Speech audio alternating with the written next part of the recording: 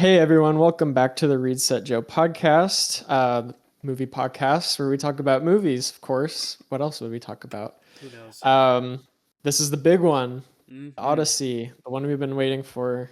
The but before we get into it, Joe, how are we doing today? Doing pretty good. I just got Yeah, back from the beach with my mm, family, which appropriate. which was really fun. Exactly. Yeah, And I was gonna on say theme.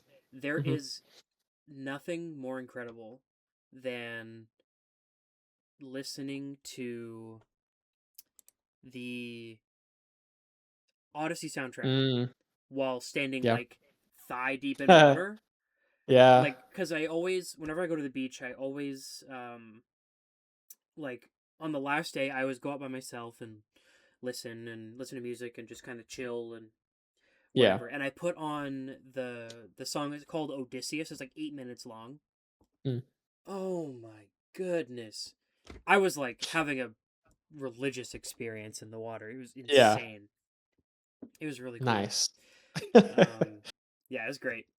There was also like a small theater that was like a one screen theater in the little Mm, town I was in, and I was like, mhm, maybe I could go see it mm. again. I Was didn't. it showing there? Hmm. Was okay. Yeah. The theater, it's like a small like one screen thing, and what they do is they show like one movie for 2 weeks at a time. So they were showing the Odyssey up until like the 30th or something. Oh, yeah. um but yeah, Nice. the beach was good. I got back on Friday. It's really hot. I don't like that. It's hot. Yeah. um I watched the Hades Town Mm, pro shot musical yesterday, yeah. which was incredible. I won't say anything else, but go watch it if you haven't. Yeah. And then I finally got to watch the Avatar movie. Oh, Finally. yeah. Wait, is it streaming now? Mm-hmm. Yeah, Oh, they cool. pushed up the release day to yesterday. Oh. Oh, nice. I watched it last night. Cool. It was just pretty good. Good. I'm Okay. not. I won't say too much. It Yeah. looks great. Um, but it is not great. Oh, I guess how do you mean? Just yeah, real the quick. script is a little lacking. It's Okay. I don't think it's long enough because it's only like 99 minutes or something. Okay. Okay. Hmm. Um, yeah, D- but f- For me, I unfortunately never seen the Avatar series. Is it a requirement to watch the show before the movie, or could you just watch the movie? you could probably just watch the movie. Okay. Um, I've always been really curious. I've always been meaning to get into it. I just mhm. haven't, I but didn't watch it until COVID. Actually, like I didn't watch it at mm, all when I was a kid. yeah. And so a buddy of mine and I watched the whole thing over about a month and a half or so, Mm, hmm. which was incredible. And then we watched Legend of Korra, which is one of Oh my yeah. favorite shows of all time. Nice. Which is my hot take, and I will stand on that hill forever. Um, Unrelated. Yeah, you could probably watch it. Yeah. It's pretty Okay. sick. You can understand Okay. and appreciate it for what it is, I'd say. Okay. Cool. Maybe if I watch it, it'll finally give me that push to just go watch the show finally. I think so. Okay. I think so. Cool. Definitely worth your time. Yeah. Yeah. What have you been Absolutely. up to? Um, well, yeah, it's hot. I've been trying to go outside, but it's like fire season now and Yep. just it's gross and it's hot. It's really hard to go outside. Speaking of, my grandma's house almost burned down. Oh my Like there gosh. was a big fire south of No. town, and she was in like the Yeah. evacuation zone, and she was with, oh, you can't see him, my cat Oh no. and Oh my no. parents' dog, and I was like texting her Thursday night, and I was like, "Are you Oh. guys okay?" and whatever. Oh Yeah. god, Oh, that would have been scary. it Yeah, was. there's been a Yeah. couple scares up here in Oh the yeah, past few years where it's like yeah.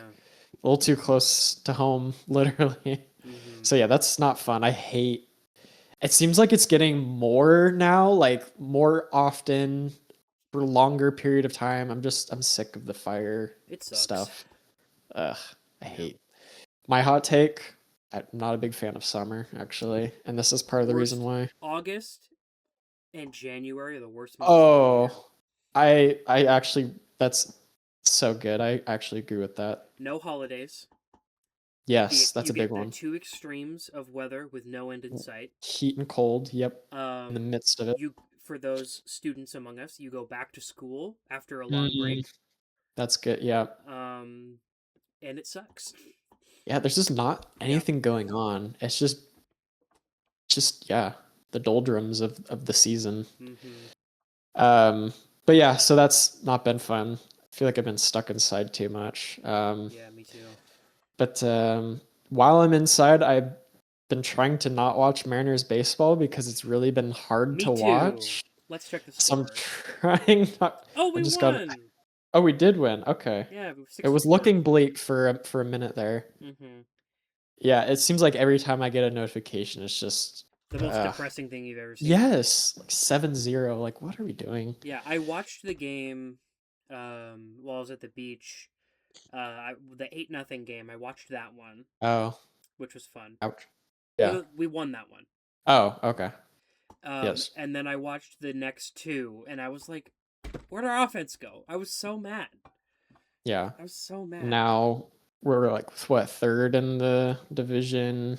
Second, I think. I think. I don't know. I don't know, but I don't even think we're in a playoff spot anymore. Yeah, we're third in the division. The Astros came out of nowhere, like they always Astros do. are coming back after All-Star break. Anyway, so yeah, trying not to pay too much attention to that. Mm-hmm. Keep myself sane. Yeah. And then I'm almost finished with my book. Nice. Good old Lord of the Rings. Left off at the Scouring of the Shire. Very nice. So, and actually I think that's kind of appropriate. I might bring that up in our movie discussion. Adaptation wise, but yeah, I'm gearing up to watch the movies with my fiance. We've been together for 5-6 years now, and we haven't watched Lord of the Rings together. Really? Which is surprising. I did not know Yeah, that. so it's that's happening hopefully Tuesday, movie marathon. Nice. That's awesome. So just getting ready for that. But yeah, I think that should be a good segue into our movie here, the Odyssey. Yeah, let's get into it. Just right off the bat, I think expectations going in. Gosh, it feels like I've been waiting for it forever. And I was definitely excited. I don't think I was excited enough, actually. After watching this, I was like, yeah, me too. I think I should have been more excited. Yeah, I remember when last year when they announced that the IMAX tickets were going on pre-sale. Yeah. Everyone was like, I hope this isn't the new norm. Like, this is insane. And I was like, they kind of had to. Like, that's entirely justified. The hype was there. It was definitely my most anticipated movie of the year so far.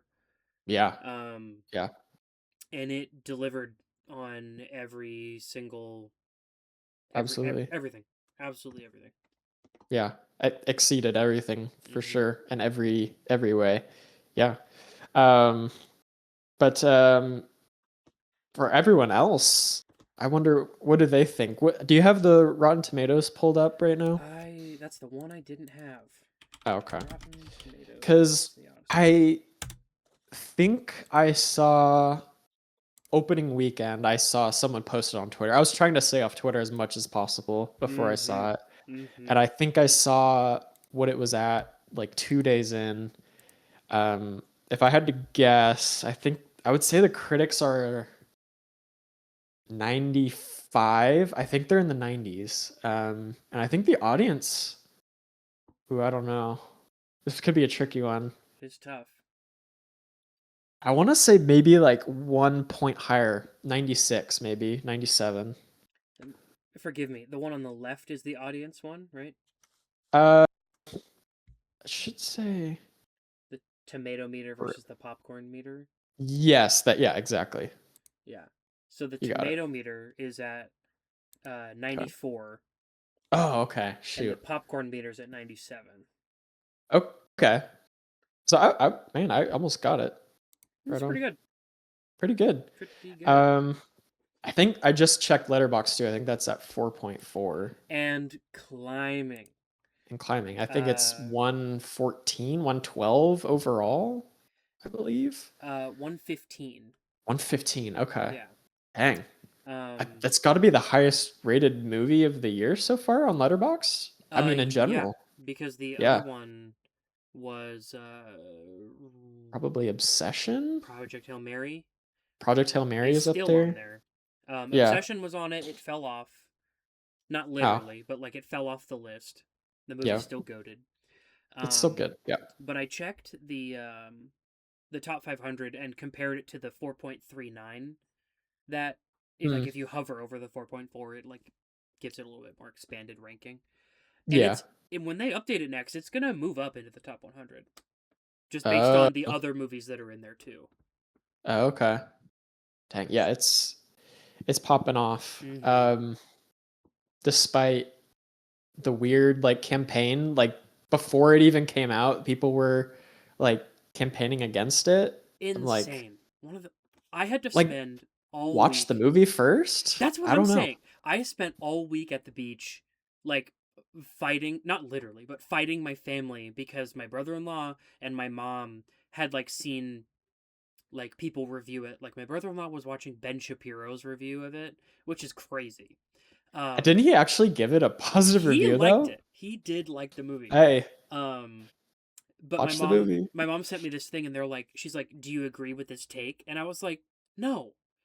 That's so wrong." And she was what was the take again? Oh my gosh. I wish I had it pulled up. Do you remember?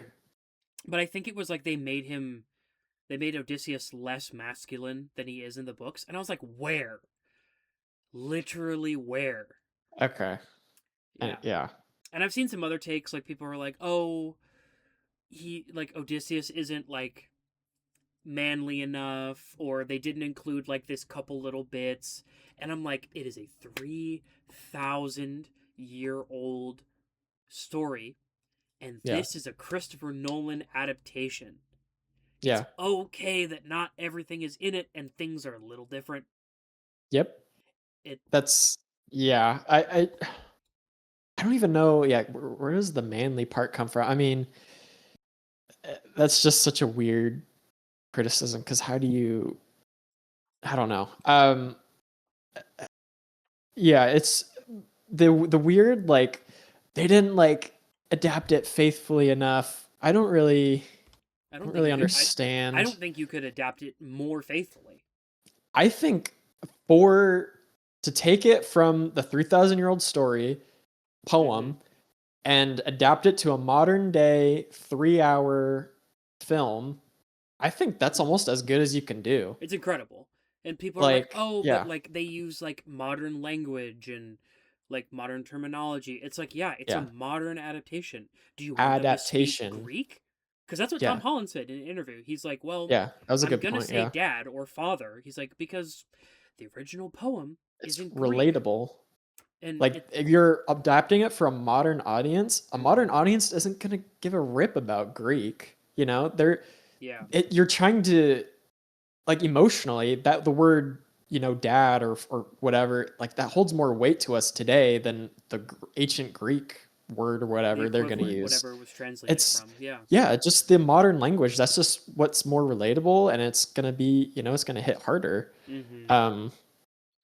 So it's just like I guess earlier I was talking about Scouring the Shire. I feel like Lord of the Rings, nobody complains about that being a terrible adaptation. In fact, it's a great adaptation. Incredible. Because it knows what it... Yes, it's... I mean, the Odyssey might actually be up there, but Lord of the Rings probably top... Whatever you want to put on it.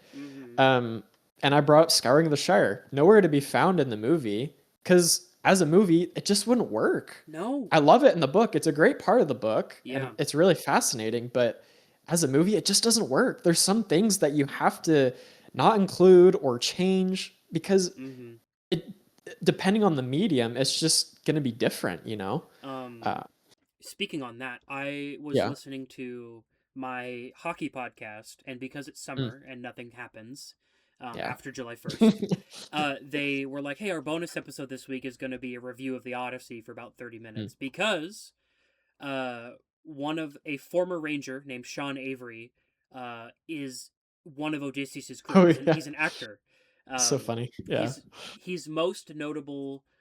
He's one of the guys that goes up to Cersei's house. And he gets some pretty good screen time, which is really funny. Does. Yeah. But one thing that one of the guys on there said that the only thing that gets in its way is that it's because it's the Odyssey, and there's so many steps along the way. Like, you have to do Polyphemus, you have to do Scylla and Charybdis, you have to do Circe, you have to hit these beats. You have to do the Legastronians, you have to hit Calypso, you have to hit all these steps. Those are important ones. Yes, because... And I think he got them all. I think the ones that he included, well, I'll have something to say on some of them, but like, it fits. I mean, I think he hit the beats he needs to hit for the most part. Yeah, and like, they spend, a lot of time with Polyphemus, and they don't spend enough. They don't spend, quote, enough time in other places. And he didn't stay at Circe's house for a year. Who cares? Yeah, he doesn't need to. Yeah, like, yeah. Or just like the stupid armor stuff. Yes, like, this is not how the armor looks. So cool. Are you telling me Memnon is not the coolest thing you've seen on screen in how long? I almost stood up and saluted when he opened. Seriously, when the gates were open. I don't know what else to do. Yeah, I love what he did. Memnon might be my favorite. Like, maybe not my favorite thing from the movie, but one of the things I was most shocked and impressed with, because everyone and their mother was just trying to dunk on this armor, like, oh, it looks terrible, and as soon as you see him move and command every scene that he's in, because what they did was they tried to make him like Darth Vader, because everybody knows Darth Vader is the original Darth Vader aura farmer. At the end of Rogue One versus when the gates of Troy open, the same thing. It's basically the same thing. It's the same thing. And you never see Benny Safdie's face, and that's awesome. Not really. And he has 2 lines of dialogue. He barely speaks at all. Ugh. And he has so much aura. Still, Odysseus bows to him after he's dead. That's insane. Yeah, crazy. I love Memnon. Peak, so good. Yeah. But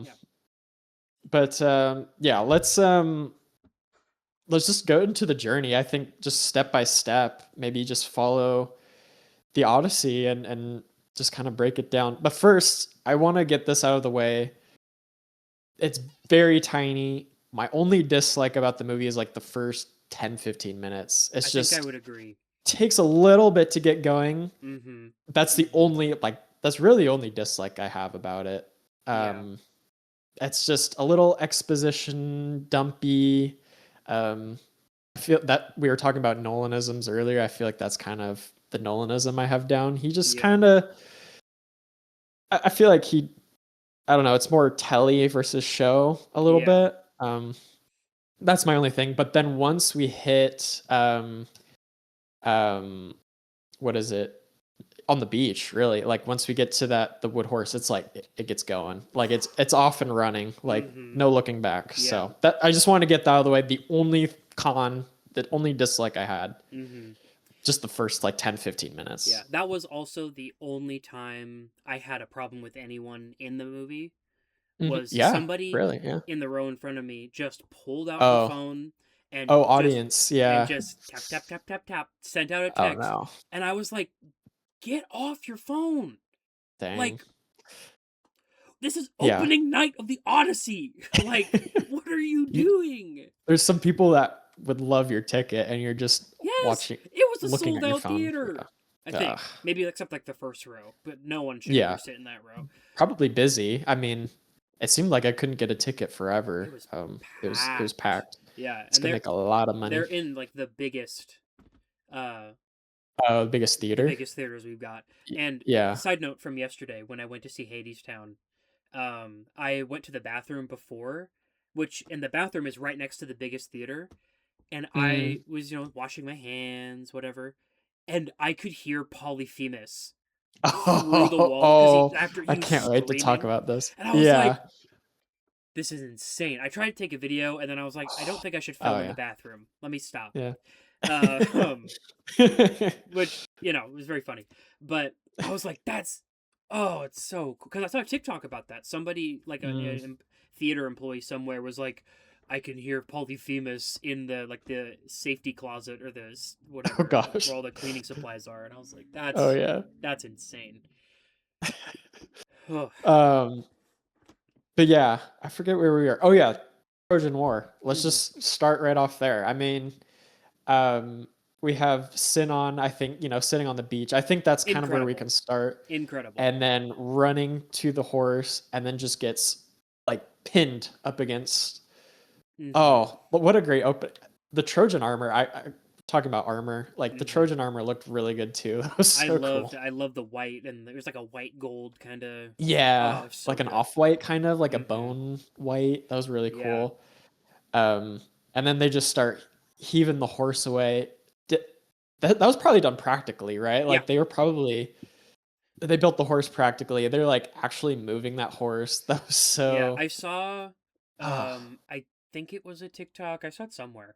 It was like either a picture or like a really short video from one of the extras that was pulling the horse, and it was from that angle of like they're in the crowd and then they're looking at the horse and the oceans behind them, as they're like waiting to like film and stuff. And I'm pretty sure it was all done practically.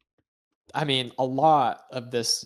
That's a big point too. I mean, we'll hit on all the practical stuff that I'm just gonna praise. It's like, thank you for doing that. Like I haven't seen a movie this well made. Dare I say, since Lord of the Rings. I mean, you kind of just took the thought right out of my head. I think it's gonna age supremely well. We're gonna, like 100 years from now, we're gonna be watching this and still like, how did they do this? But then they bring it inside, of course. It's a gift from Athena. And then I love the part where they're like checking it, and that one guy's like stabbing, and then he cleans the blood off the sword. That was so cool. Made my toes I love that curl, detail. Because when they did 1, 2, and I was like, dude, the storyteller in my head says he's gonna stab a third time, and he got him, and he wiped it off. Oh my gosh, that was such a good. That was a great scene. Yeah, and then actually before that, like they're in the horse on the beach, and then like they're drowning, and it's just like is awful. It just stinks and it's crowded. I saw. Oh, that's just like It was so cool. I saw a clip of Matt Damon, and he was like asking Christopher Nolan. He's like, "How are we gonna film this?" And he goes, "Well, we're all gonna get in the horse, and we're gonna figure it out." And I'm like, "That's so cool. Like the amount of swagger that you have as a director just to be able to do that. It's like, we'll figure it out. Like, who cares? Like, we just need to get the big IMAX camera in the horse. Yeah, that's all we need. Yeah, so cool. That's so terrifying. There's lots of moments in this movie that's like really kind of scary. I'll say it. It's like kind of scary in some points. But yeah, just that feeling of being inside. And then obviously they drop out. They have that like stealthy moment where they're taking out Trojans. Really cool. One moment I liked in there was that their legs were like cramped, and so they were like limping.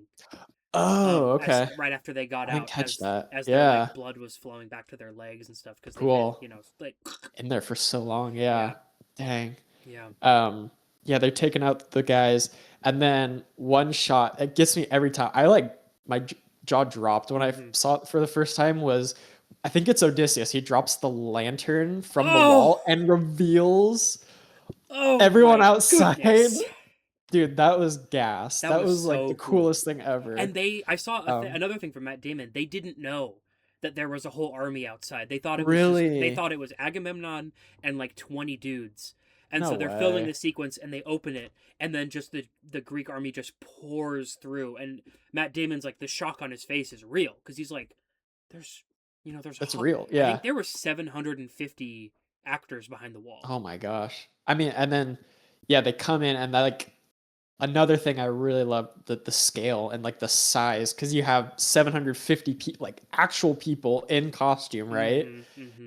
Like that's how like we need to be making movies. I think like let's get 1,000 people on set and just actually like play this out. Like, oh my gosh, that must make your job so much easier as an actor. You were saying like Matt Damon like was actually shocked. That I mean, that's probably a genuine reaction. Like, you don't even have to act because it's just so real. you're reacting like Uh-huh. to what is going around you. Like, Yeah. that's probably got to be Nolan's like biggest feeling movie. I think so. Like, I Most mean, ambitious, at least. some of the Batmans are kind of big, but I think this one's still bigger. Mm-hmm. Interstellar's like kind of grand on a scale, but I still feel like this is more of like a, I It's don't an know what it epic. is. Yeah, it's an epic. Yeah. I feel like what a great choice Oh to yeah. Like, and direct I this. can't Yeah. think of another director I would rather have them do the Odyssey than Yeah. Christopher Nolan. Like, I mean, maybe who's I don't think it's yeah. up Denis' alley. Like, he's making, Blade He's kind of a Runner and sci-fi guy. I feel mm-hmm, like mm-hmm. yeah, this is more yeah. Yeah. But yeah, Denis is up. I was gonna say, who's the most in demand director right now? I feel like Nolan has got to be. Mm-hmm. Nolan has his shooters. I mean, he draws a lot of attention. People are gonna watch a Nolan film, Yeah. and they're gonna be excited about it. And I mean, I think he had a blank check this time after Oppenheimer, and I think they're gonna give him a blank check again. Give him 2 blank checks, Please, like, he deserves because it. if this is a blank check movie, just keep on going. I Mm-hmm. mean, you're just gonna print $1 billion every time, Oh yeah, pretty much. easily. Yeah, he's got to be. I think one of the most in demand, like sought after, exciting directors right now. People are excited for Nolan. And he's taking 3 years off. It's just, well, I heard he's gonna make a horror movie, and I don't know if that's his next movie, but I don't know. I'm intrigued. I'm after After what I seeing some saw, of the horror elements in this, I'm very curious. I'm very curious. He's got my attention, I'm but sat. um, I guess yeah, Cyclops. I think that's one of those moments. What do you think about Cyclops Yeah, or the Polyphemus? I really like Polyphemus. Hmm. It's easy to call it my favorite part. I have a lot of those in Yeah. this movie. Like, there's not really a bad part of this movie. No. But in terms of like just the story, like I love it so much. Hmm. I think I remember being a little disappointed that he didn't really talk to them and we didn't get the "my name is nobody, nobody's hurting Interesting. me," Okay. because that's how Odysseus gets out, is he tricks him. Yeah. But I as think this I kind of like how he didn't talk in a way. I Yeah. think I've seen both. People go both ways, but I Mhm. think I'm of the camp. I think it's kind of interesting. Like, it's an interesting direction and kind of makes it more scary in a way. I don't know if that's what he's going for, Yeah, but you do hear him talk like 2 a times little after bit. they stab him in the eye. Mhm. He's like crying out, but Yeah, I kind of like that decision in my just in yeah. my opinion. And But, they filmed it on I don't remember what the cave is called. mm, Nestor's Cave, which is mm, called the birthplace of Zeus. oh, Um, in lore, in real life, I guess. yeah, But they filmed okay, it like on there. They didn't go to a soundstage or anything, so it was a perfect like on location yeah. spot. Um, I also Yeah, I really all the sets were liked great. so incredible. Yeah. I really liked how when he was eating the soldiers, Yes. and like he bit the guy's head off, and then he kind Ooh, of the turned him sound sideways, design. and then an arm Yeah. fell out of his mouth. Such like That was gross horrible. detail. And Oh, that sound. it's horrible. Oh, So good. And another yeah. thing I liked, his I love that his eye was sideways, because I think too many Hmm. times when there's Cyclops in anything, we get I too much totally of an agree. uncanny valley just Hmm. placing one center eye like One eye right in right. the middle. Yep. I don't think And it then the nose too. the The nose just nose. regular, but this one is like just like It 45-degree Yep. almost. It was perfect. It worked. Absolutely. The I think it worked nose for me. sold it completely. I loved it. Yeah. Um Yeah.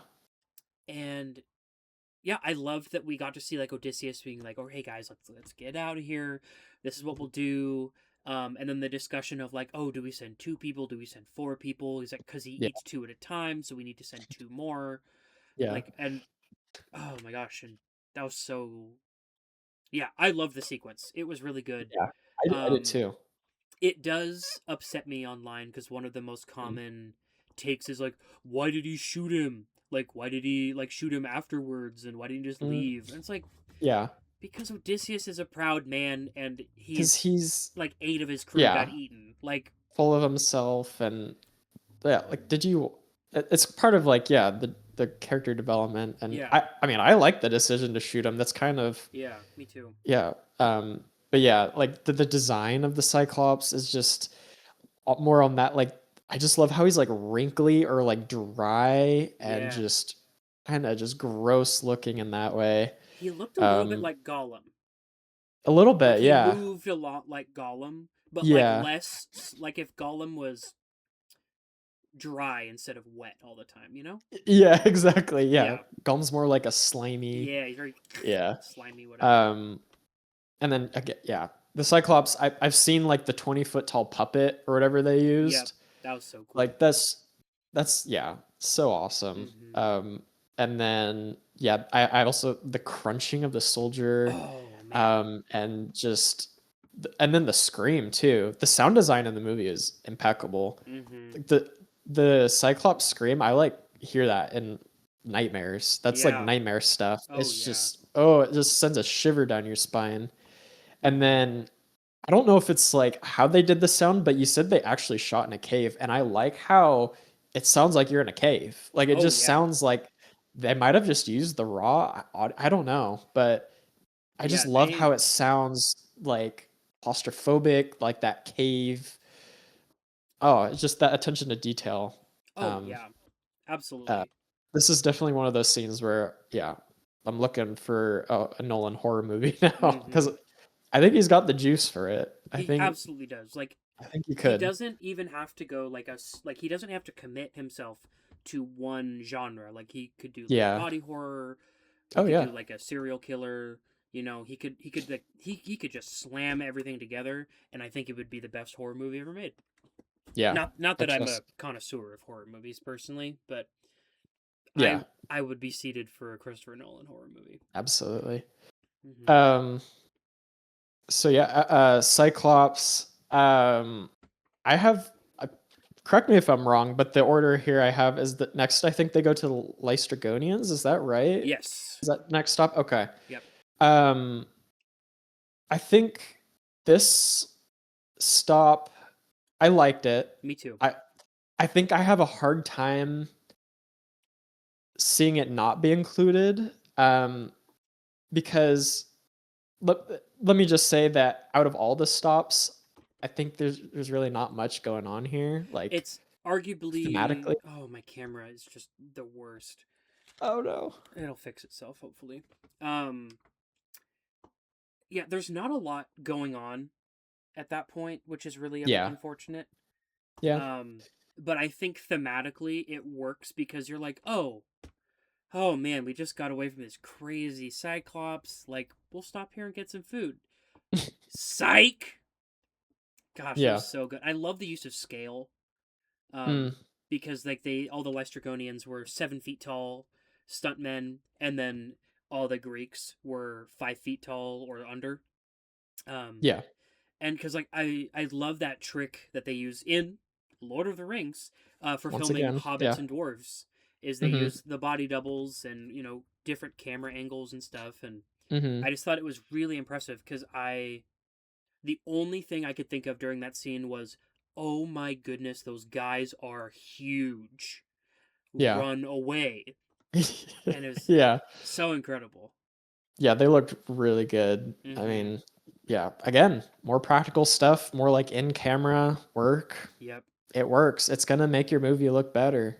It's going to age better. Oh, yeah. I like how at one point, like like how they've used the trees and they like start circling around, like, and then there's that optical illusion where they get trapped in the tree cage or whatever. Yep.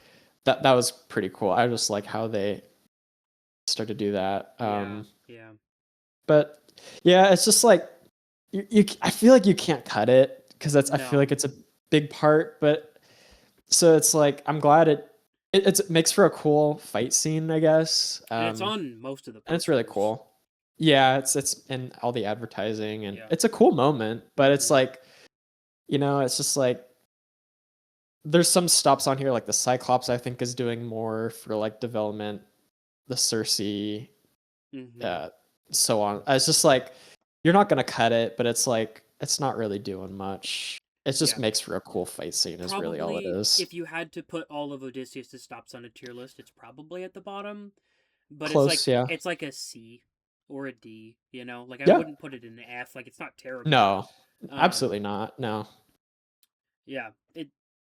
It's a cool aura and hype moment. Oh, we need more of that. And that's really all it is. Yeah. Yeah. And then afterwards, I think this is maybe one of my more favorite scenes.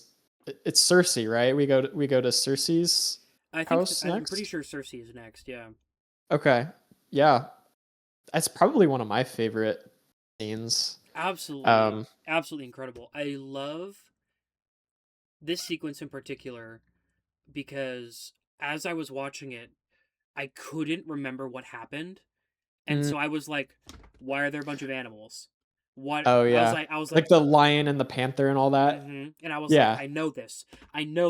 Why are there a bunch of animals staring at them like they're humans? And then I went, it's because they're humans.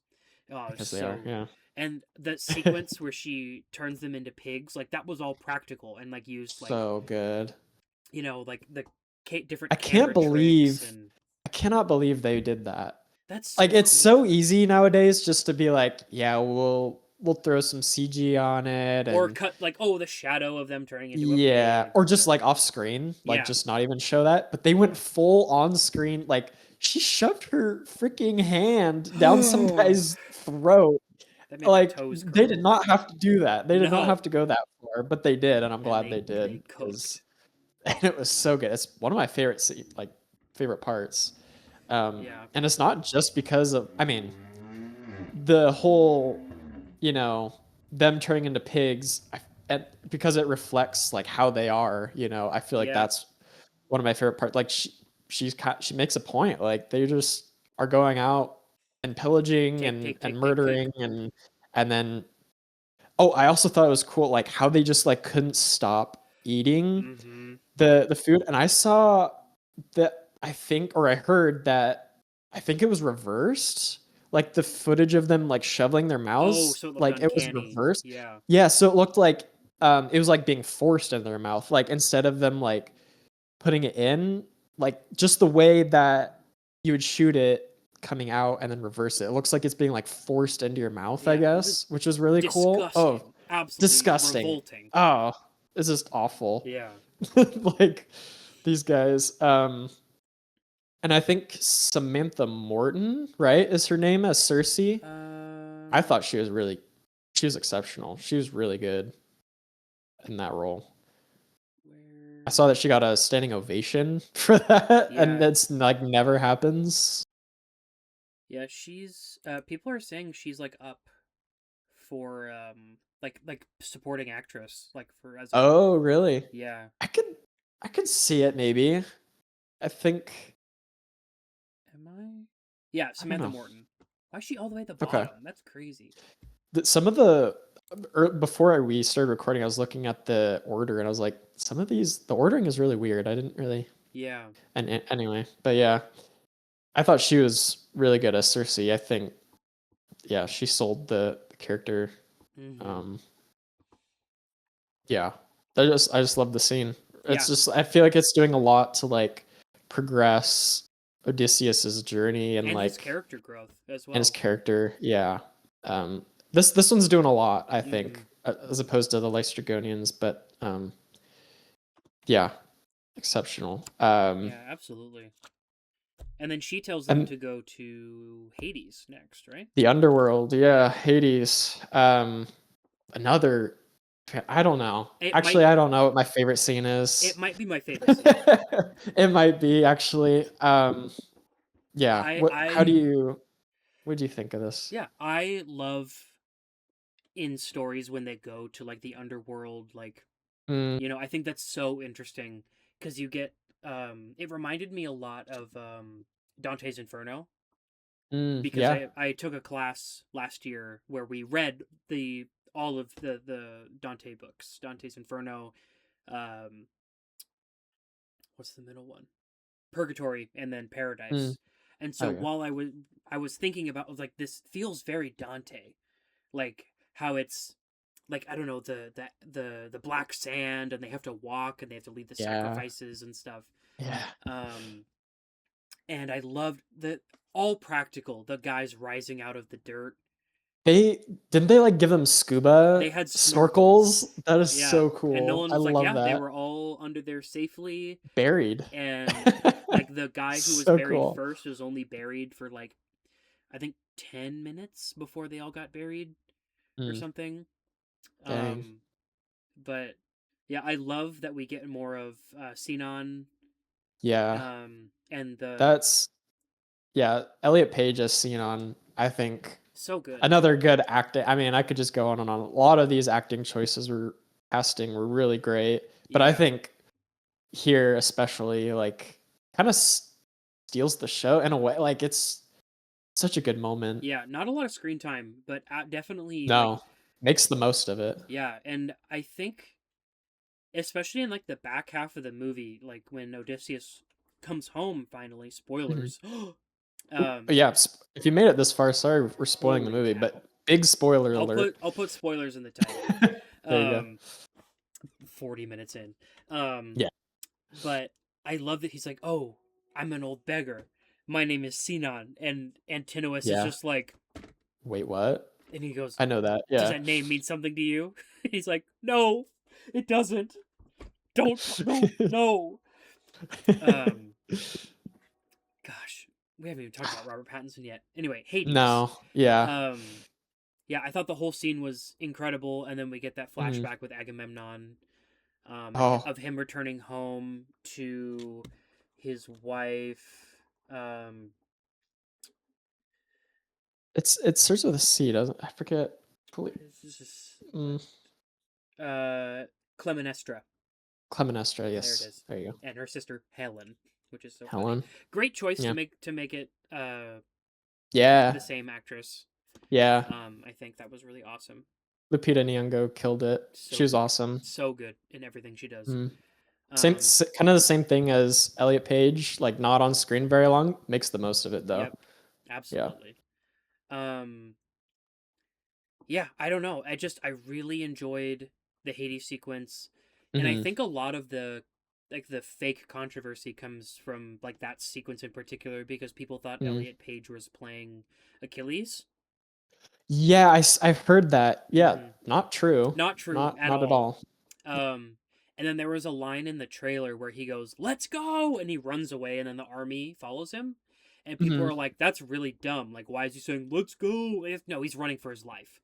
Yeah. Because all those are Greeks who he left to die, and they want to kill him. Jack Sparrow style. I love how there's like five of those. Every stop he goes on, he runs away like Jack Sparrow. Yeah, I love how the underworld is like a place they sail to. Like, it's just like this black sand beach, and not like, oh, like they go down or something like that. They just, and you see like the river of fire meets the river of ice. Like, that's, oh man, it's not,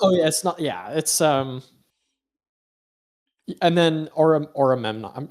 I just call him Oramemnon. Yeah, just call him Oramemnon. That's just how he is in my head. Yeah. I love how, another note on sound design, or rather lack of it, actually. I like how he slides in. It's just so, I don't know what the word is for it. Just the way he doesn't make any sound. Because you would think he would clink. Yeah, right? And he does, and when he's alive, and I feel like that adds like a ton to his presence. It's just, it's like, he doesn't speak much, but like he's got this presence. And but then when you go into the underworld, he slides. I love that. Just I don't know what it is. It's just so menacing. Yeah, I made him my my lock screen on my like when I boot up my computer. Nice. And I only change it like every like 6 months or so. Like I've had before this, I had it as a shot from A Knight of the Seven Kingdoms, with all the tourney guys on their horses with their armor ready to joust. And then before that, I had a shot from Rings of Power Season 2 with I think it was Elrond with the sword up, or Gilgalad. Okay. One of the last shots of season 2. Yeah. But now it's Oromemnon, and he will stay there likely till the end of the year. Oh yeah. But yeah, Hades was absolutely incredible. Speaking of, I just want to get all my Oromemnon things out of the way too. Please. And kind of connecting it to another movie at the end of the year, Atreides is related to Agamemnon and the lore. I just love that little detail. It's very so cool. Great. Because like I could see it. Like you know this, and then you go, yeah, no, that tracks. Like maybe not with the Agamemnon from the 2004 movie Troy, which I love. And if people are saying that movie is better than the Odyssey, you're insane. That's crazy. Allegedly. Still a good one though. Good movie. It's a great Swords and Sandals epic. Brad Pitt does incredible. He's really hot in that movie, and that's probably the best part. Dude, I'm gonna say, I thought Matt Damon was kind of hot in this movie. Like, no lie, that dude was ripped. For no reason. I saw his true. I saw his training regimen, and he said he got down to 167 pounds at 54 years old. He's like, I haven't been this lean since high school. That's insane. And what they did was they took everything out of his diet, like gluten, sugar, protein, whatever, and they would just add things back in to see like how his body would like react to like the lack of it or whatever. And he found out that he has like some kind of intolerance or tolerance, whatever, to gluten. And so they took out the gluten of his diet, and he slimmed right down. Dang. And just that's crazy. Bam, got so jacked. It's just chiseled like out of nowhere. There's that one scene. I'm like, what? Yeah, there was a couple moments in there where I was like, the people forget that this is Jason Bourne, and he was the guy for about 8 years. And he doesn't let you forget in this movie either. No. Like there's there's a sequence later with Telemachus in the temple, and he goes absolutely, pardon my pun, sicko mode. Because Travis Scott's there you go. Yeah.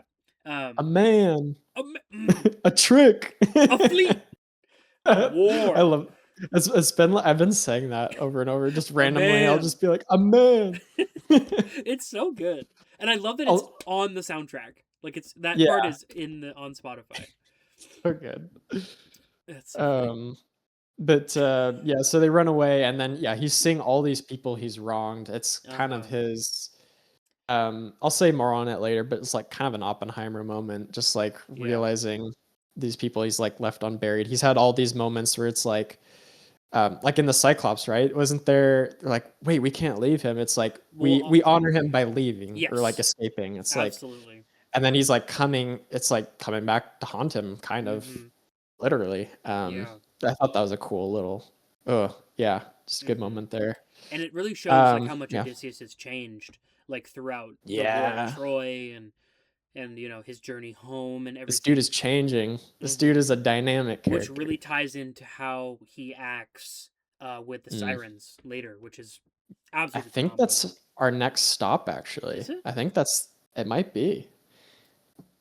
I think it is. Let me pull up a list.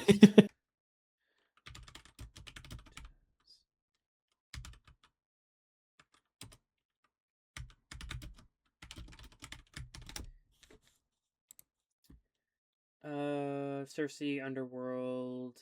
Yeah, it's the sirens. Yep. Yeah. I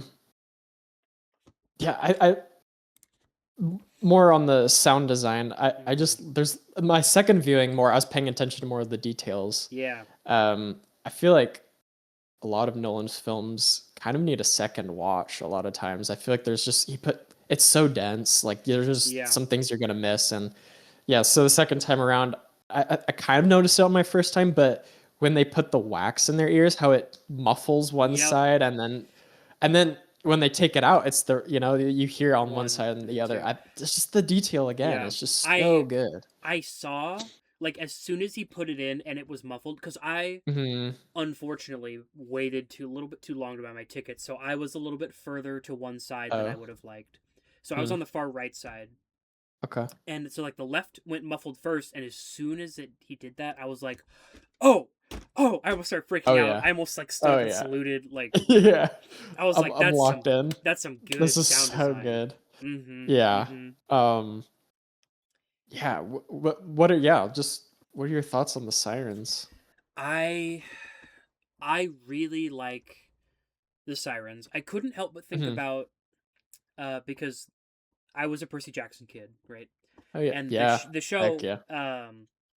has been coming out, and season 2, Hmm. because they all mirror different Greek myths, right? And Hmm. then the second book, Sea of Monsters, parallels the Odyssey. So Percy does a lot of the Odyssey stuff. And when there's a sequence in there about the sirens, and so I was thinking about that and how it's different than this. And it's Hmm. like the sirens don't need to be like, I love that we see them from far away, and Yeah. they're like lounging with like animals and like I think sea lions were on there, Yeah. I where think it's so. kind of Yeah. misty and It's very whatever. brief. Very It's brief. very They don't brief. show it very long. Yeah. And I couldn't. I was like zooming. My eyes were zooming around the screen, try to like pick out details and everything. Yeah. But I really liked Matt Damon's portrayal during and after that scene. Yeah. I think it was really really strong. That quote that Hi- he says, like Yeah, it's like everything. isn't it like voiced over at that point? That whole like line, that bit. That might Ooh. give him the Oscar nom, which I think he's locked into a nom, honestly. yeah, which Um mm, I which sucks because I really want Timothy Chalamet to win for part 3 mm, because yeah. he needs one. He needed one for Paul Atreides, and I don't know if he's gonna Yeah. get it now, which I is a don't great know. problem to have because we'll have a great episode next year. Very true. Yeah. I guess Matt Damon, I don't know at the moment. There's still a lot of to be seen. I don't know if he's locked in a win yet. Definitely a nomination, I think. Um yeah, opens the door for maybe someone else to come in. Yeah. I don't know. We'll see. One small tidbit that I saw that I couldn't stop thinking about the role of Odysseus, and somebody said that if Heath Ledger was still alive, that I think he would have done a really good Odysseus. Interesting. Because Yeah. it's a Nolanism, he reuses all his guys, He does. and Yeah. people forget because you don't see his actual face for most of the movie that he's in. He's in The Dark Knight, and he Hmm. tragically passes away like right as that movie's coming out. Yeah. But I definitely think that Heath Ledger would have become a Nolan guy, Yeah. and he I would think have. so. I think he would have been incredible. Like Matt Damon is incredible, and I love that we Yeah. got it. He's But really good. I also think Heath Ledger would be incredible. Interesting. Yeah. Yeah. Uh, so what we were talking about with the sirens, like that you don't see him very long. It's kind of something I like about everything. He's very careful of when he shows you like these monsters, or you don't really see any gods at all. There's No. like Athena is like kind of, but not really. Mm-hmm. But that's like I wouldn't qualify that as seeing the god. That he's to kind of jump ahead. That's like someone else being Athena that he's replaced Athena with. So I like how you don't see any gods. But you The feel creatures them. are very. Oh yeah, you absolutely do. Yeah. I saw 3 different things. So obviously there's the obvious one with Zeus, right? And Yes. the thunder and the lightning and stuff happens multiple times through the movie. The characters acknowledge it. Very intense at some points. Yeah. This is a loud ass movie. So scary. I thought I was gonna die. I'm like, I'm gonna die with these guys. Yeah. Especially and like during that Poseidon is definitely present in that storm sequence, like towards the end of the movie. Like if you don't think Poseidon's there, you're blind. I mean, when he's talking to Athena, she's like, who doesn't understand like fire or like those, those things. It's like, that's kind of how, he's portraying it as like, this is how they speak basically. Yes. Yeah. And I saw one thing with Ludwig Göransson, the composer, right? Yeah. Nolan said he couldn't use a traditional orchestra, so he had to get creative. Very cool. And so he used a lot of my camera, dude. Uh-oh. Lock in. Focus, please. a lot of my what am I saying? Lock in, Joe. Holy cow. Ludwig. Ludwig, he used a lot of like woodwind instruments. And there was Like one. ancient Greece, like Yes. actual accurate. Yeah. And one of them, I can't remember which one or what it's called, but it uses Yeah. a certain style of woodwind playing called like Areolus, which Mm. is one of the Greek gods of the wind, which is Mm. that Okay. specific Yeah. woodwind like musical style is named after the Greek god, which is very cool because he's the Yeah. one who in the original story gives Odysseus the bag of wind. Oh yeah. Yeah. That then gets opened and then they get scattered to the four corners. Also, not included in the movie, but do you have to? You know, like it's Exactly. Going back to adaptation. Don't really need to. You don't have Anyway, to. it's fine. What Nolan could have personified Zeus, Poseidon, Apollo could have shown up and smited them for his cattle. The cattle. You know, he could have done a lot of stuff, and I think it's so important. Like these gods are a big part of the story, and like to not, you're kind of expecting them to have a face, but yeah, they don't, and I think that's really cool. I'm really glad he didn't because yes, I was thinking about this after the movie and everything. It would have felt too much like Clash of the Titans. Yes. Or Wrath of the Titans, you know, like yeah. when it's like, oh, it's the Pantheon and we're all the Release gods. the Kraken or Release whatever. the Kraken, you know, like it would have felt too much like that, and the gods aren't important. Don't smite me. The gods aren't the main. They're not the main players. No. It's Odysseus and his family. Odysseus, yeah. Yeah. Exactly. Very good point. Yeah. Yeah. But to go on, after the sirens, he encounters Scylla and Charybdis, right? Yeah. Very quick. Another fleeting moment, I would say. He doesn't spend too much time. This maybe like 6 minutes. I don't even know. It's very quick. Even that. And I don't very think quick. Nolan liked this part very much. I was gonna say the same thing. I've heard like he wanted Scylla to do its thing and then get out like as quick as possible. Yeah. I think it looked fine. Like visually, I think it looked fine. It's cool. I saw the whirlpool with Charybdis was made by like jet skis. And so they made an that was an actual like they enhanced it in like with visual effects, obviously. Yeah. Oh my gosh, my video is getting so bad. Let me There you go, reset.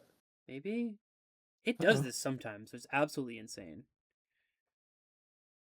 Whatever. Who cares? Oh well. I'll get a better camera. But like it's all practical, right? And it's so good. And I really like the conversation afterwards with Eurylochus. One of the standout performances with Himesh Patel. I was waiting to like point him out. Himesh Patel, another great. Just an absolutely up there. Solid performance. I love how he's like a good foil, a good counter to Odysseus. How they go back and forth. It's really like you get that back and forth between the two. Yeah, and Himesh Patel is really good. So good. But I was gonna say I love his portrayal or that conversation.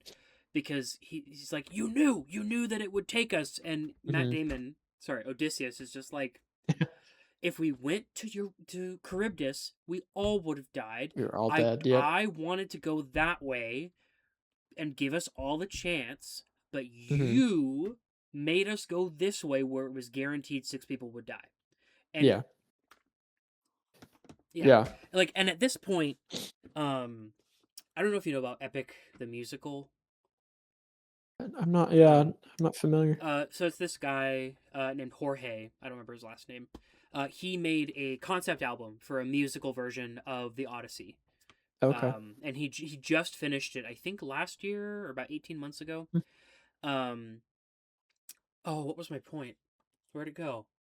And at this point, Eurylochus is like so mad at him. And Odysseus is just like, I have to see her. Like, I have to get home. Like, because obviously it's an adaptation, right? In an epic, his whole desire for getting home is Penelope. Like, he doesn't care about anything else. Like, he kind of cares about Telemachus, but he wants Penelope. Like, that is his driving force, which is not so much the driving force in this movie, which I find really, really good because it's an adaptation and they're allowed to be different. But I love the butting heads because Odysseus is just like, dude, like, everyone would have died. And only 6 people died. He's like, I couldn't help it, you know. And then was it that scene or leading into the next one maybe, where he's like, do you want to know what, I forget what his name, he was in the underworld, what's his name? It's not like the Oracle, but like the guy that blind. Tiresias. Yes. He's like, do you want to know what he told me? He's like, if we go on to this island, I think it's right before. He's like, if we go onto this island and you eat the cows, slay the cow, you're all gonna die. Like, and then he just like is like straight up, and he's like, can you swear to it? And they're all like, yeah, we can do it. And so it kind of leads us into the sun god's island with the cattle. I think they spent the exact amount of time. It was perfect. It was perfect. I liked it. Yeah. We didn't need a lot. It was, we get there, we're going to chill until the wind is favorable. It's never favorable. Yeah. And then it really just gives an ambiguous amount of time, right? Yeah. And then they finally eat the cattle, and Odysseus is just like, dude, did you think they wouldn't know if you hid it from me? And he sounds a little Boston in there, which is really funny. Yeah, true. Did you think I wouldn't know? Yeah, he's just like so like disappointed at this point. He's just like so. He's like, I warned you. Like, I tried. Like, I'm trying. I'm trying, you guys. Like, we're gonna starve, and you can't help yourself. We're gonna die either way.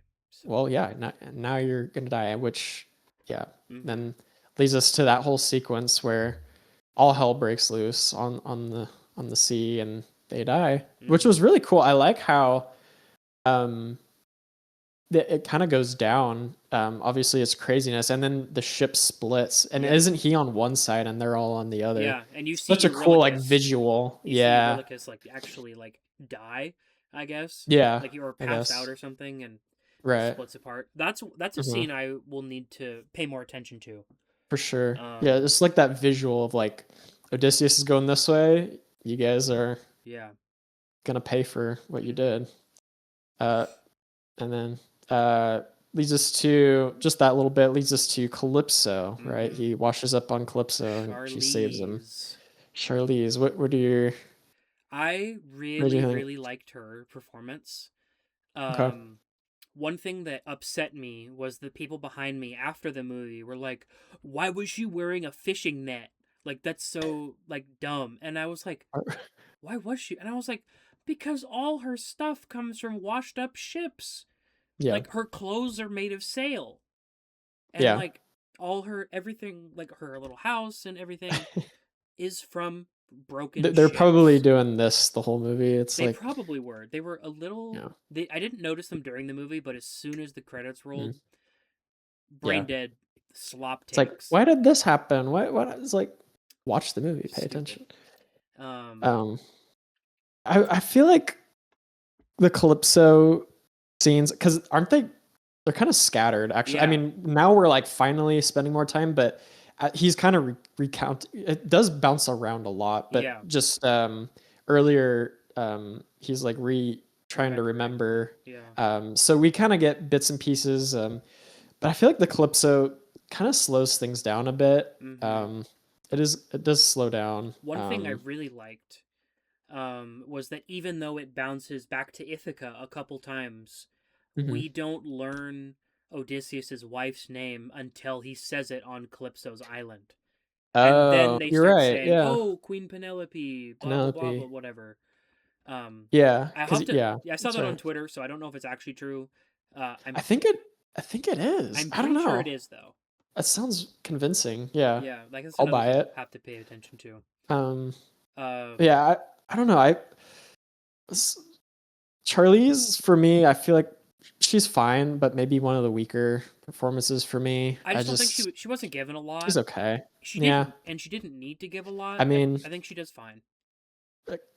Nolan's kind of infamous for his women, to be honest. I mean, I'm just gonna put it out there. Yeah. However, I will say Anne Hathaway kills it. In terms of, I'll just jump there really quick. She might be my favorite performance actually in the movie. Yeah, is she running as lead actress or supporting actress? Either way, I think she should win. I think she was I've exceptional. seen some discourse. I think if she gets supporting, she wins. I don't know. What about lead? Who else is in lead right now? Who's running? I don't know. Actress. That's not one of the tabs I have opened. I know. Why is this not? Oh, jeez. Great podcasting, Joe. So good. Look at us. Community. I'll just do community. We have Julianne Moore in the debuts. People are predicting. Oh yeah. Renata Reinsve and Fjord still has to come out. These are for lead actress. Yeah. I think. Okay, this site has Anne Hathaway as under supporting actress and has her winning, so I think I agree with that. Yeah. I think she's probably supporting, and I think she wins. I think she's fantastic. She's like maybe her best performance in her career. It's up there. She's. I mean, it might Devil Wears Prada. It's fun. Devil Wears Prada is fun, but it's like it doesn't really ask a lot from her though. No. Like I love her in Interstellar. Catgirl, right? Catwoman, yeah.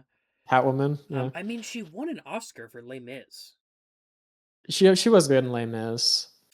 I don't know. I feel like this is better though. I think so. I think I'd take this over. Yeah, I think she's got it. I think she's doing a lot. And yeah, like I said earlier, like Nolan's not great for writing women, but I think she really she does the best of any Nolan film, honestly. Yeah, absolutely. But yeah, back to Calypso. Yes. I don't know. Is there much more to say about Calypso? I mean, I feel like it's just. I really like. In some ways, it's just a device to kind of tell the story in the Nolan way of starting at the end and going through. It's interesting. Yeah. I definitely liked how it was interspliced throughout, not only to give Charlize more screen time, but also to have us bounce back and forth to remember like where we are, which gives us a good segue to get like to bounce back to Ithaca and see what's going on with Telemachus and Penelope and Antinous.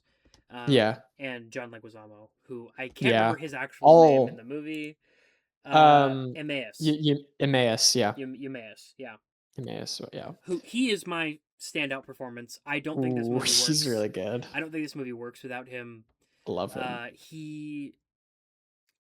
knew this is what I was more familiar with Argus the dog, and how he was the dog was the only one to recognize him when he came home, and his blind servant like recognizing him and whatever. And there's all these little bits, and like at the very end, jumping way ahead, when the servant is washing his feet and sees the scar on his ankle and just looks up at him, like I knew what that was. Like I know that because like that's a moment because she was like.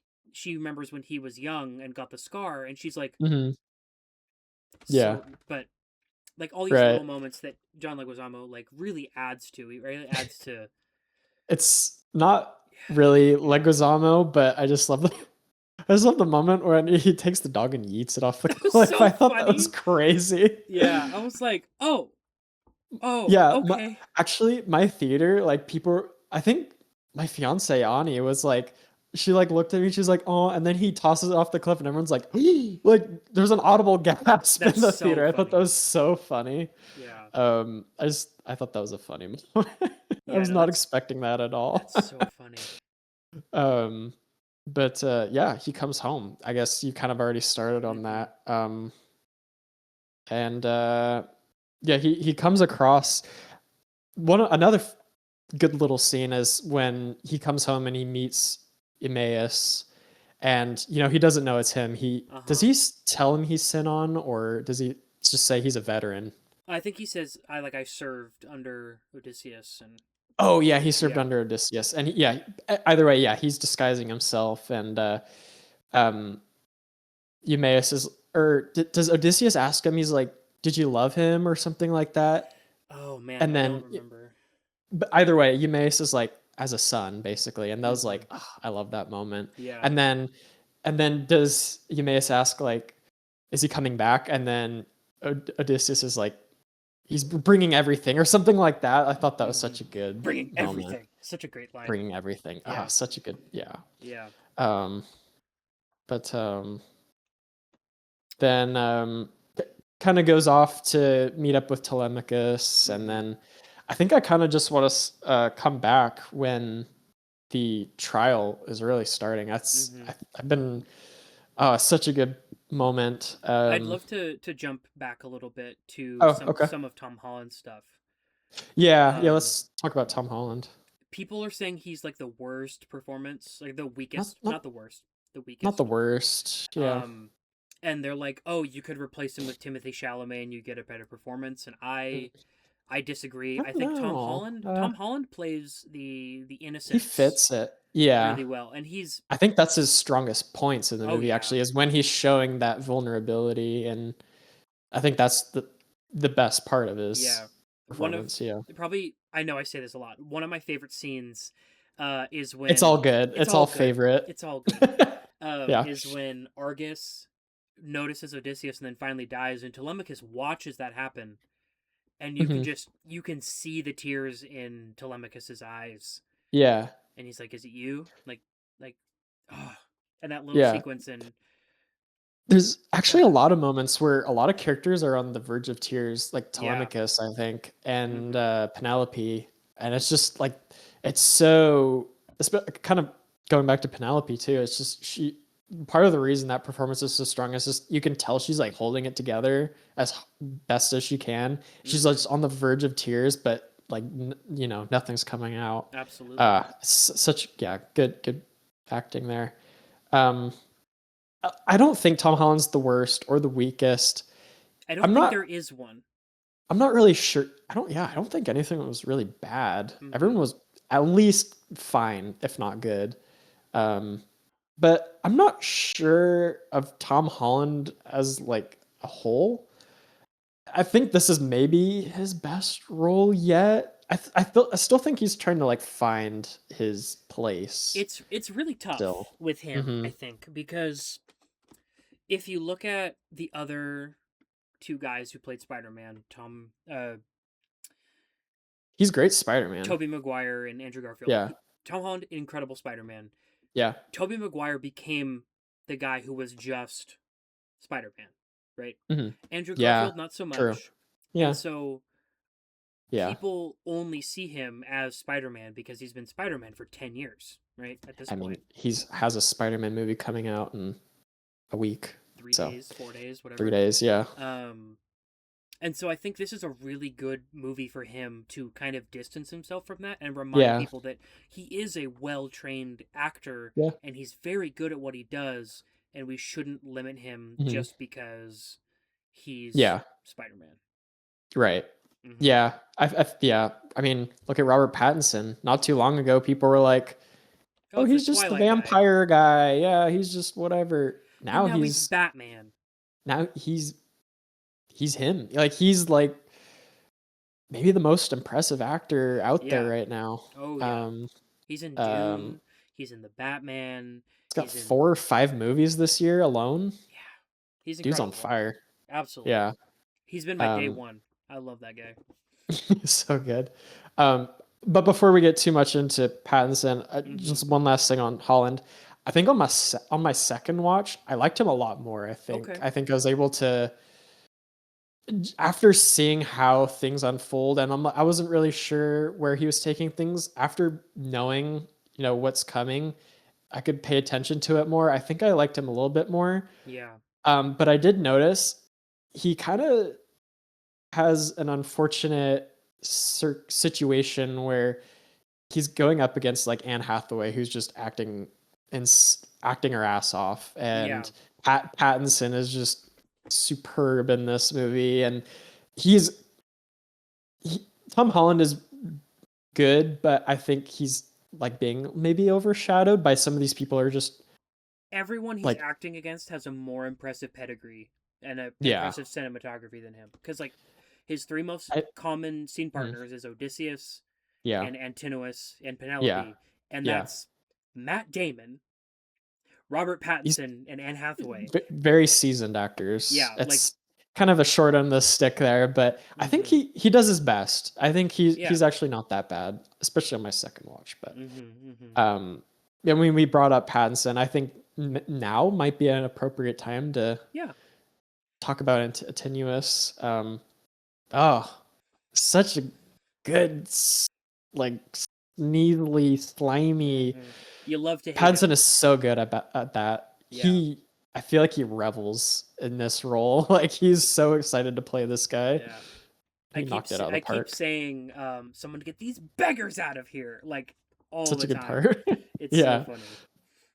The delivery on that is just, you can, the Oscar contempt worthy. you can, honestly, and just to kind of bounce ahead, when the weapons start falling from the ceiling, and he's such like the fake tough guy, and when he starts to like, he's like not running for the spears, he's shouting for other people to go get the spears, and get the swords, get the spears, the shields, like, and I just hate him so much. And I don't think he ever tries to string the bow or makes an attempt at it. No, because he's about to, and then he's like, I don't need to. I'll wait my turn. Yeah. Oh yeah, that's right. He's like, obviously no one can do it, and then the Odysseus is like, silly. Yeah, let me try. I loved how Odysseus looked with the hood up, because you couldn't see his face at all. That was awesome. Yeah. Pattinson really sells it. He's and then his partner too, I believe his name is Corey Hawkins. His real name is Corey. I forget his name in Polybus. Yes. Same. Everything we're saying about Pattinson is can also be applied to Polybus. It's just you hate this guy. He did such a good job at that. I love Telemachus's line where he's like, "Oh, there's already 106 beggars here. What's one more?" And then and then Polybus is like, "All right, okay, good point, good point." And then another audience moment I want to bring up, which is really funny, when he's like, "You're a bit," and he gets shot in the neck. Like, people like cheered. People actually stood up and cheered for that moment. I thought that was awesome. I loved Matt Damon's archery work in this movie. Very cool. That's just something I really enjoy, something I pay attention to all the time. And I saw people were upset that he, like, at one point he doesn't draw, like, he draws to like here, right? And people were like, he's pewing with a bow, and I'm like, that is like a 70-pound recurve bow, and he's shooting a guy 5 meters, not even 5 meters from him, with no armor on. If he does full draw, he's gonna get tired. He just get the guy in the chest, he's gone. And it's like it's close quarters. Like, you're not.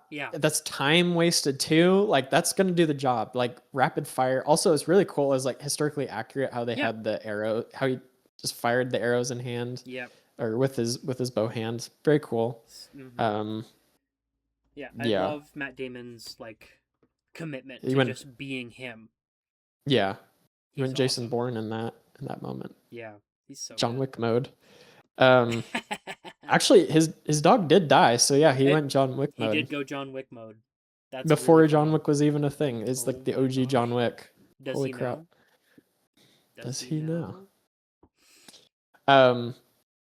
Another thing about the axe trial, I love how every adaptation has a different way of visualizing the axe trial. I just think it's very funny. Yeah, because it's like under the axes, there's a hole in them, in the handle. Like, it's so interesting. It's really, really cool. just a small little thing. I'm like, oh, so this is how he's gonna do it. It's just different every time. Yeah. There's even like people are just now finding out that one studio Yes. thing is Odysseus. I'm like, come on, guys, like, I knew come that. on, Like, come on, come on now, yeah. And they do it differently in that, but it's course. just interesting how, yeah. One thing really quick. Yeah. There, if you really like the ending of the Odyssey, there's a movie that came out last year called The Return, which is about this part of the Odyssey. That's right. With Ralph Fiennes is Okay. Odysseus. Yeah. No one saw this movie. I was very excited. I went and saw it in an empty theater. I think there was like one other old guy in there. It was very funny. Yeah. But it's just this. It's just the ending. It's him washing up on shore and then figuring out how to deal with the suitors, and he's ripped. He's old man ripped in that movie. Dang. And he strings the bow and he kills him. He kills him. And it's like it's like shooting ducks. It's so nice. Good. Nice. But yeah, if you like the Odyssey, you should go watch The Return. It's again a different adaptation. Heck yeah. I found it really impressive and I really enjoyed it. Let's see. Hopefully it's streaming because I want to. It's on Paramount. If you've got Paramount, go give it a watch. As of right now, I might check it out because I remember, it was showing, but I just didn't get around to it. But I think you convinced me. It's pretty good, and it. Yeah, I don't know how else to describe it. It's got the guy who's playing Clayface is in it. Oh, cool. Who else is in it? No one I know. No one else. Charlie Plummer is Telemachus. He's in The Long Walk. And in Moonfall, which is oh jeez, which is a movie. It's sure is. Yeah. I think it is. But I think I brought it up earlier about how this very similar in theme, if not tone as well, to Oppenheimer. It's really just a man reckoning with decisions that change the world. I mean, they say as much, like I've changed everything. Like this changes everything. Yeah, that reveal at the end where it's like, oh, the Greeks are the sea people that everyone is so afraid of. Like that was a good twist. Great. Yeah, that was really great. Yeah, it's like there's that one scene in Oppenheimer where he's like, I feel like everyone's like knows the scene where he's just kind of like that. Oh, what have I done? Everyone's cheering for like, yay, we killed a bunch of people. Yay. And then there's like a mirror in this one. Actually, maybe a couple of scenes that are kind of mirror that. One that I'm thinking of is he's on the steps, like he gets, trips up on the steps, and he's just watching, I think, all the Troy being sacked and just people doing obscene things to the Trojans, soldiers doing obscene things to the Trojans, and it's kind of the same moment where he's like, his men are like having a great time or whatever, but like he realizes like it's horrible. We broken Zeus's law. What's sacred between men is now broken. Yeah. And it leads to like this, and now like nothing will be the same. Yeah, tying into that ending sequence with Troy, absolutely fantastic. Yeah. But I really enjoyed. I heard this on a podcast somewhere, where they compared Odysseus's perspective from Troy being like a tragedy, like this is a terrible thing, versus when Telemachus goes to Sparta and meets Menelaus. Menelaus treats it like a great heroic like act, and it's triumphant, and we killed the Trojans and we saved my wife Helen and all this other stuff. But then back to Odysseus at the end, he's like, dude, we killed all these people and we displaced their lives and we tricked them and we didn't have any honor and then probably the best like I'm not just saying this, probably the best short sequence in the movie is when they behead the statue of Athena at the same That's what I time wanted to bring up. as they Yeah. Thank behead you. Yeah. Zendaya, who is Yeah. revealed to be a priestess of Hmm. Athena, Right. who might have been Athena, might have just been a Maybe. Yeah. personification of his guilt, might have. I think that's. I think I choose the latter because it's kind of Mhm. like haunting him, and I like how he takes her with him, Yeah. just kind of like the pin that he has. Like he Yep. kind of Because brings her along. Athena's with him the whole time with the pin and everything. Exactly. Yeah. And then we get to him as the beggar speaking to Penelope, Yep. and he brings her home finally and like let's go finally, and then she disappears. Like I think that's just a great way Oh my to gosh, I'm getting goosebumps just thinking oof. about like when he's talking and he reaches his Hmm. hand out and Yeah. Zendaya looks so sad. And Mm. they lock hands, but Odysseus Yeah. obviously no one else can see, but they're just is sticking his Right. hand out, and Yeah. that's another scene I'll have to pay attention to. Yeah. Again. Absolutely. Wow. Yeah. I love what he did with that. Mm-hmm. And yeah. Um, and then yeah, we've reached the end of the journey. I Mm-hmm. think the one thing I want to touch on that you brought up briefly was Ludwig. I think the score was really strong here. Incredible. Not as like big as maybe some of his other work, like the Oppenheimer or like Tenet. Yeah. Because it's more, yeah, he's using those ancient Greek instruments, which is very cool, by the way. I heard he like paired up with like historians and like scholars and actual He like, put in the work. and they like recreated like these based on just pictures and ancient accounts, like very cool. Yeah. To do that, and it worked. Like it fit. Um, the one whatever that instrument, I think you were talking about it. Was it the Aeolus? Is that the one where the siren scene, is that the instrument Yeah. being used? Love that. That's The just Aeolian harp. Aeolian harp. Okay. I think that's the one. Another sound design thing. Sorry, you're bringing this up. No, please. Love how he plucks the bow. That's just so cool. Yes. Love that sound design moment. Oh, I've got it. I found the Reddit post. Okay. Shout out to Darth Shido on Reddit. Shout out Reddit. They said the main theme Odysseus is performed in C Aeolian on a woodwind instrument, the aulos, A-U-L-O-S. Aeolian was named after the Aeolian Islands, which were named after the character of Aeolus from Homer's Odyssey. Aeolus provides Odysseus with a bag of winds to help carry him home. My theory, rather than have Aeolus appear as a character, the musical leitmotif of winds from Ludwig's score throughout the film carry Odysseus home, and Aeolus is represented in musical mode as it was written and performed in instead of in a physical performance. 100% so cool. agree. 100% agree. Yeah. Yeah. Yeah, I think it's going to be tough to beat in terms of Oscars and in terms of award season. I don't know. I think Hans Zimmer has it cut out for him. He's going to have to do something crazy, because I find this hard not to pick to win, you know. It's good. Yeah, it's really good.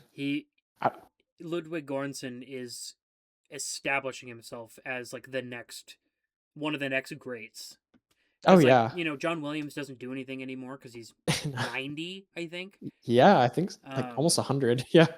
Hans Zimmer's getting old. Yeah. Like kind of the new ushering in that new guard. Honestly, yeah. I think if he does end up winning, it's like his 4th or like 5th. I don't know, something crazy. Either like 4th in a row or 4th in 5 years, something like that. Like the dude's on a roll. Like he's unstoppable at this point, and he deserves it because he might be the best working right now. He has 3 Oscars already. already. So Black he might. Black Okay. Panther, Oppenheimer, and Sinners. Oh yeah, Sinner. Yeah, he did one last year. Yeah. Yeah, and then he was nominated for Wakanda Forever. Oh, okay. Yeah, yeah, we're still halfway through the year. We'll probably recap next week what's happened and looking forward. But yeah, I find it hard to beat. And then last point I want to bring up about his score here is how it even ties in with what's going on thematically. They have the crazy build up, like the drum build. I don't even know. I'll have to go back and listen, but it's just like getting faster and faster and faster during Troy. I think it's the first Troy fight scene. Yeah. And then the same, if not maybe a little different, is happening when he's like the suitors, when he's slaughtering the suitors. Like it's the same. It's the same thing, and they kind of do say that, I think, as much, like verbally, like Odysseus is recounting what happened at Troy, and it was like he says something along the lines of, "It's not a battle; it turned into a hunt, basically. It wasn't honorable." The same thing with the suitors. It's like he's like hunting these guys, like it's not fair. Yeah, I mean, he plucks the bowstring like he plucks. He does, yeah, just like he does in the hunt. I got full body goosebumps when he bum bum bum bum, and then I saw this really great comic on Twitter of that moment, and it's him, and then like the panel below it is Penelope like turning, and then the panel below is like a zoomed in thing on her eye because she knows. Yeah. Oh yeah. She knows. Oh yeah. Yeah. Yeah, just a great way to use the score to just connect pieces and bring it all together, bring it home. Absolutely. Yeah. You got anything else about the Odyssey? I think I've got everything. Just a couple things. Yeah. Like that from like the behind the scenes that I learned. Totally. That shot with the dolphins, like pretty early in the movie. Yeah. Completely unplanned and Happened, 100% real dolphins, which people are like, "Oh, Poseidon blessed the movie. Perfect." Yeah. Which I think is really awesome. Very funny. And I also learned that Anne Hathaway actually learned how to weave. She took cool. I think they said that she took like an 8-week ancient weaving class. And so that whole scene where she's, weaving in the background and whatever. I think Daniel Day-Lewis did that for like Phantom Thread. He took like a sewing class or like an embroidery type of thing, like just totally diving into your. I love that. I love when actors do that. So like, cool. One of my favorite things. I'm gonna shout out one of my favorite shows of all time. It's a J-drama, like a Japanese drama called Glass Heart. Go. Nice. And it's about 4 musicians who form a band, and the actors actually learned how to play, and it's them the whole time. And they were like on a crunch. And there was an interview with the guy who's, I think he's the lead guitarist in the band, and he's like, yeah, like I'd never played before, and he's like, and it was terrible. Like I had to practice for like 6 hours a day, and he's like, but. And they had no experience, like prior? Little to none. Oh, wow. And he was like, that's crazy. He's like, this is the only way that we're going to get to do this. Like, the only way is if I learn how to do this. And so he, like, doubled down. And they made a full album. It's like a 10-song album that they sang as the band throughout the episodes of the show. And I was very impressed. The girl, that's cool. The main character girl who was the drummer, incredible. They're all so good. So just a brief example of why I love it when actors just go all in and just learn something new or a skill that just makes their character feel more real. It really adds so much authenticity to their portrayal. I think you can tell, like that, just that little bit of extra effort. I think it goes a long way in selling it. When I watch movies, I notice when someone's like at a piano and they're playing. I notice when I can't see their hands. Like Seth Rogen, you can't see his hands moving. Shout out Invite. Or like sometimes when they play guitar, I feel like I can notice. I'm like, that's not It's not really. Yeah, Yeah. there's a movie I really like that it went triple platinum at my house when I was a kid. It's called That Thing You Do. It's a Tom Hanks movie. He directed it, wrote it, produced it, and stars in it. And it's about a band that's kind of like the Beatles. It's about the same time era, and he like gets the band together and they like go through, and the four guys in the movie like actually learn how to play their instruments, but they weren't very good. And so the guy who plays the lead singer in the band, he's like, yeah, when they'd be like on my face, I'd be like singing and playing whatever, but when the camera would pan down, he'd be like, and he'd like be looking at the chords and whatever and be like really nervous and stuff. But movie magic. Yeah. Yeah, movie magic. So what do you say we rank Nolan movies? Yeah, we can do that. I haven't seen. I've only seen 7. Okay. So I haven't seen Oppenheimer. I haven't seen Tenet. I haven't seen Memento. I haven't seen The Prestige. And then there's some of his other smaller stuff. But I've seen the big 7, I guess. So in order from 1 to 7, I suppose. Okay. I won't get too far into it because I haven't seen any of these in a long time. Yeah. Interstellar is first. I think you can't get away from that spectacle. I think about the No Time for Caution song when they're docking on the spaceship. I think about that probably every week. Yeah. The Odyssey I have second. We just spent an hour and a half talking about it. Telling you why it's good. Incredible. Yeah. And then I have The Dark Knight. Heath Ledger does a lot for me in every movie he's in, and I think about him every day, and I love him and I miss him. I don't love Christian Bale Batman personally. I don't. Robert Pattinson is my guy. I like his Batman a lot better, and I'm a sucker for like the older like Michael Keaton, George Clooney. George Clooney Batman is a little silly, but I like it. Yeah. Yeah.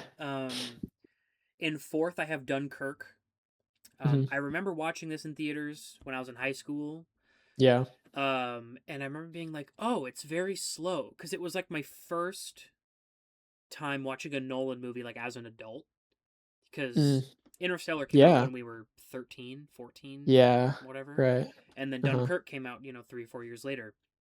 And I really loved the performances and the intersecting storylines, how it shows no Germans in the movie, and it's just this overwhelming threat of like, there's this huge army coming and all these British boys are gonna die. So great. Yeah. Next I have The Dark Knight Rises. Just because of Tom Hardy. I love Bane. I once spent an entire Dungeons and Dragons campaign talking into a cup because my character had a big helmet on and I thought it would be funny if he talked like this the whole time. Which was really exhausting doing that every week for months. Oh no. Committed to the bit though. I was very committed. Love it. Yeah, I think it's good. There's parts in it that are not good. Yeah. But I think the concept is very interesting and I like it, and Bane is very good. Best performance of Bane that we've ever got, I think. Yeah. And then a movie I remember almost nothing about, The Batman Begins.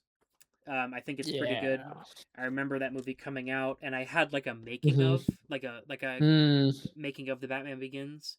I got it from a Scholastic book fair. Shout out Scholastic book fair. Dang. I don't think I watched it until like 10 years later though. Because it just my family, we didn't watch it because I was obsessed with the old ones because we had them on like a 4-pack DVD. Yeah, and then last I have Inception, which is kind of a crime among some people's circles, but it doesn't really do a lot for me. I don't really think it's very, very fun.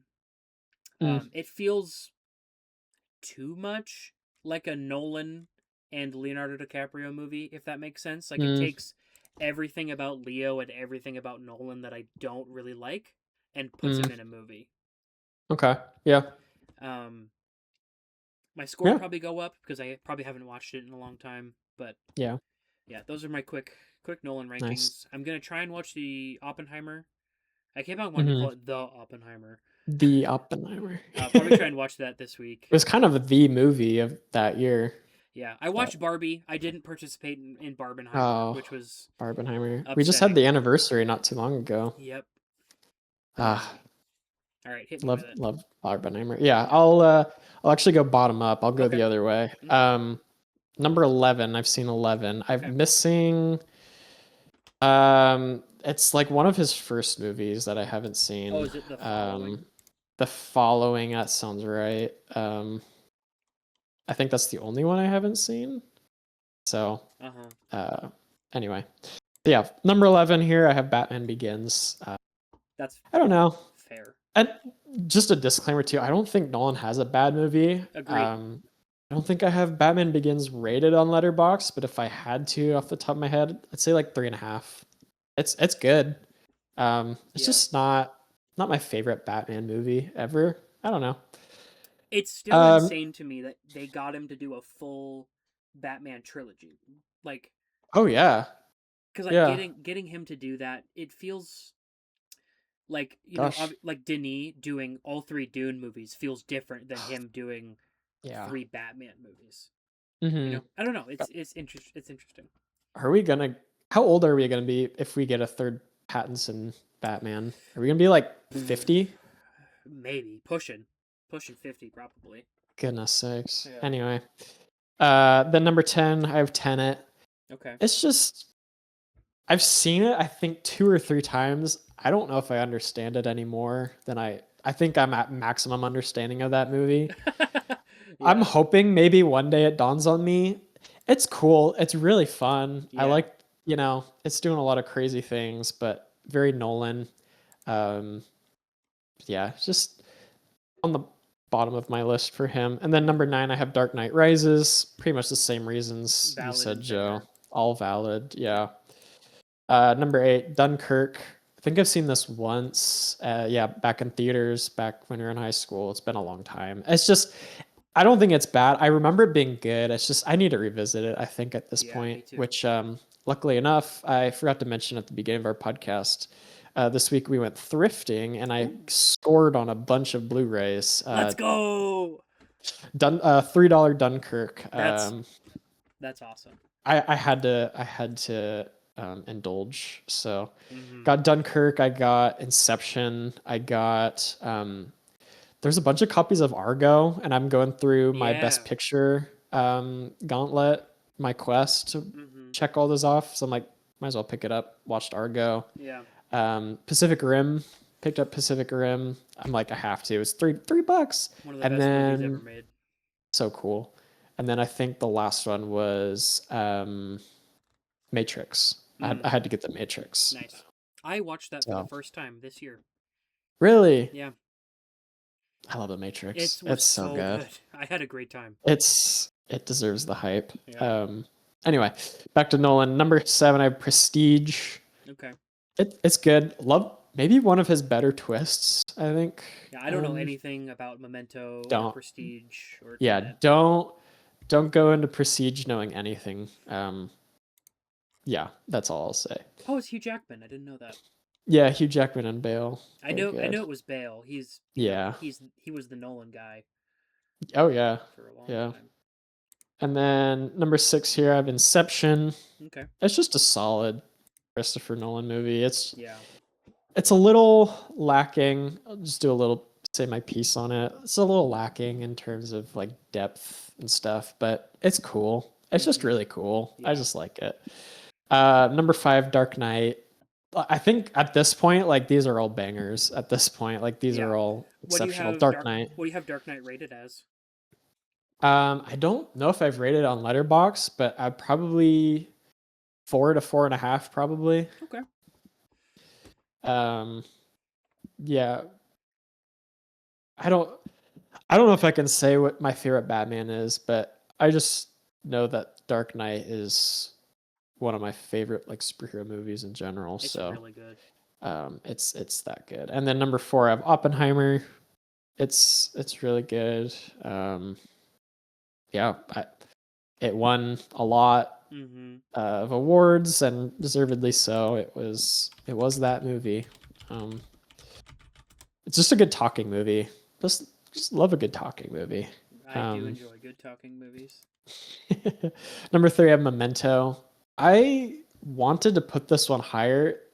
For a while, I was considering this one my favorite Nolan movie. Memento? Yeah, Memento. Okay. I don't know. But after some thought, I had to put it at number 3. I still have Memento at like a 4.5 probably. So it's still really fantastic. And the top 2 are very hard for me. This movie we just talked about at length really made this hard. But for the moment, I think I have to put it number 2, The Odyssey. Maybe after some time, I'll bump it up to number 1. I had it at number 1. I just before we started recording, I think I put it number 2. Okay. Just after thinking about the number 1 movie more, I'm like, yeah, it kind of is number 1. And that's Interstellar. It's like, it's such a film bro-y movie. It's just like your average film bro's favorite. They always have it in their number 4 or their top 4. Yeah. But like putting that aside, it is kind of that good. It's maybe Nolan's one of his most emotional movies, and it's just it's tackling a lot. It's the number 1 most movie that features in the most top 4s. It's there you go. 553,000. Wow. Yeah, it kind of just is that good. I mean, it's peak. Everyone talks about the docking scene and all the performances, and it's stellar. Bad joke. It is, yeah. Yeah. Odysseus in the Odyssey, a likely place for him to be.